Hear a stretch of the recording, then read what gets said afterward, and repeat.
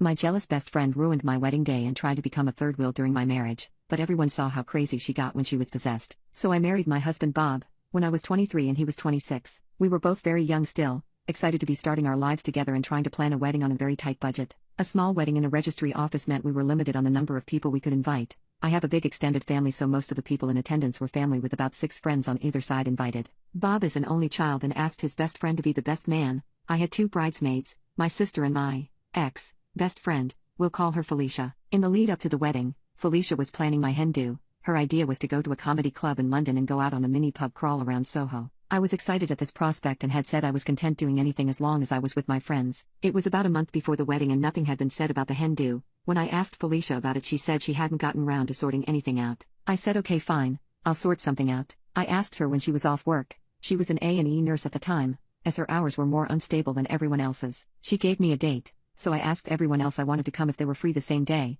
The response was yes. Again, I wasn't fussed about what I did and wanted to keep things simple, so I said I wanted to go for a few drinks in a nearby town convenient for everyone. The day of the hen do arrives and I'm getting ready to go out. I'm currently home alone as everyone else in the house had also made plans the same night. Whilst I'm getting ready, I get a phone call from Felicia telling me she can't make it as she's been called into work. Plausible excuse. Okay, no biggie. There are 3 other people still going. I get a text message 10 minutes later from someone else canceling, then another text message of another cancellation. I think to myself, screw it, my oldest male friend is still coming and going to head out with him and have an amazing night. I literally leave the house to walk to the bus stop when, you guessed it, he cancelled on me too. So not only did I have to plan my own hen do, but everyone cancelled on me within 30 minutes. I was pissed. I later found out, about 3 months after the wedding, that 3 of them, including Felicia, had gone to Thorpe Park for the day and hadn't considered asking if I wanted to come. They cancelled as they were still there when they should have been coming out for my hen do. Fast forward to the day of the wedding. Felicia had already kicked up a stink twice prior to the day about the food options, stating she didn't like anything, and then again about having to have a French manicure painted on her toes showing a bruise to her big toenail. I'd said I didn't care about the bruise. It would have looked odder if she was the only one with bright red toenails sticking out of her sandals. For the wedding reception, I moved her seat to be in the corner away from the sight of most people as she had decided to refuse all the food on offer and bring a granola bar to eat. At my wedding reception, later on in the night, we had music going, which was a playlist created by Bob. The music was the only thing he had wanted to do himself for the wedding, which was fine by me. The playlist was on an iPod. Everyone was vibing and enjoying the music when suddenly it stopped and something completely different was put on instead. I looked over to where the iPod was to see none other than Felicia, who had unplugged the iPod to plug in her own with her own music because she wanted to dance. The best man had told her she was out of order for doing that as it's not her wedding. At this point, Bob had had enough of her causing drama in the lead up to the big day and not so politely told her to get lost. I'm told by numerous people Felicia was outside crying, so I being me went out to see what was wrong. I explained to her the music was the only thing Bob had asked to do for the wedding and she shouldn't have touched the iPod without asking. She sobbed back at me that all she wanted to do was put on one song, just one song to dance to. Was that so bad? I ended up in tears too. In her drunken stupor, she threw her arms around my neck, with a drink in her hand, and consequently spilled her drink all down the back of my wedding dress and caught her bracelet in my hair, pulling out my updo. Now comes the interesting part. A few months have passed and all is forgotten as to what had happened during the wedding. Bob and I are looking to find a place of our own to move into. Felicia has been more of a friend to me of recently and has been spending more and more time around both of us. One afternoon she noticed I was looking at properties, so she said she was also looking to move out of her parents' place. It was suggested at some point by one of us that we should maybe look at moving in together to bring down the cost for us all. During all the house hunting sessions, Felicia would occasionally start a tickle fight with Bob and sometimes me. These tickle fights always started when we were sitting on the bed and somehow would often end under the covers with Felicia sometimes kissing one of us on the cheek. I honestly didn't think too much of this at the time. She was my best friend and we would often kiss each other on the cheek when we said hello/goodbye or were comforting one another. This continued on and off for several months. We never found anywhere to live together as we couldn't agree but continued to search. We're now about 13 months into the marriage and Felicia is still around almost all day,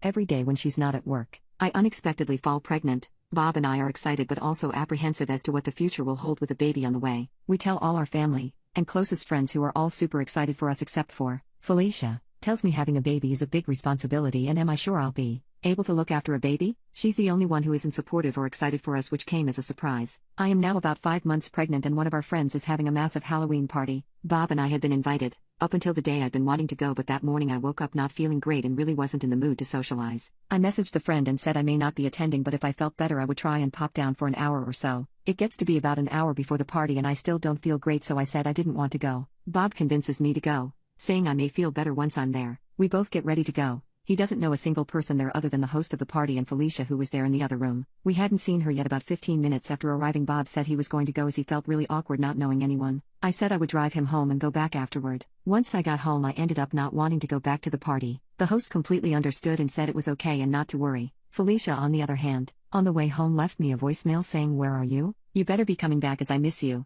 Love you lots." 2 minutes after leaving that voicemail, she leaves another one sounding completely pissed off and hurling abuse at me down the phone, telling me she hated me, hated Bob, and to never contact her again. I was so confused and taken aback by the second message that I had no idea what to think or do and broke down in a huge emotional mess. I had no idea what I had done wrong and why she was so mad at me. I found out the next day from the host that Felicia had gone completely batshit crazy at everyone at the party and ended up attacking a couple of the partygoers. The police were called as well as ambulances for the injured partygoers. Felicia ended up being sectioned for the evening, claiming she had a sudden episode of psychosis. I didn't speak to her for a week after the party as per her voicemail request. She then sent me a message just saying sorry for being a cow. She'd been more than a cow, she'd been possessed. I never responded to her message and never messaged her again after that night. I had been hurt too much and been walked over by my supposed best friend so many times that the abusive voicemail became the last straw for me. I later came to realize after a couple of years that she was most probably jealous of the fact I had not only been in a loving relationship but had been with someone who wanted to marry me and had gone on to have children with them. It was like she didn't want to have just my man but wanted to have him with me in a more intimate way, and that wasn't going to happen once children entered the frame. It's safe to say I haven't spoken to Felicia since the Halloween party incident. She went as far as to remove me from all her social media as well as changing her number. I am now in a better mental health state than what I was all those years ago, and I can see that my supposed best friend wasn't actually my friend. If I had seen things then the way I do now, we probably would never have become friends.